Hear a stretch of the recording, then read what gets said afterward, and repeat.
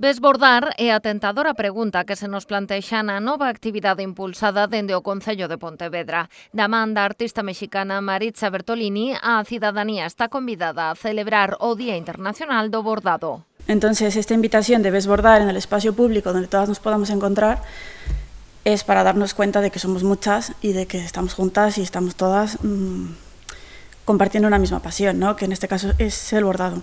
Que a través do bordado nos poidamos poñer en contacto moitas persoas que bordamos, que descubrimos o bordado como unha ferramenta magnífica non só para socializar, sino para desestresarnos, para prestar atención ao importante que a veces é un bo proxecto de bordado e unha conversa interesante. A cita será o vindeiro 30 de xullo a partir das 6 da tarde. O espazo baixo o magnolio dos Xardíns da Deputación. A proposta, un picnic á sombra para tecer comunidade. Es una técnica artística con la que expresarnos, pero también es un espacio donde conectar entre las personas que lo hacemos, ¿no? Nos permite parar, respirar y empezar a fluir con lo que tenemos alrededor. Entonces suele ser un espacio donde las charlas salen y donde podemos contar desde la serie que estamos viendo hasta los recuerdos infantiles que tenemos que nos han marcado, ¿no? A actividade é totalmente aberta e inclusiva, apta para todos os niveis. Só é preciso presentarse baixo o magnolio cunha manta para sentar no chan e os materiais de costura.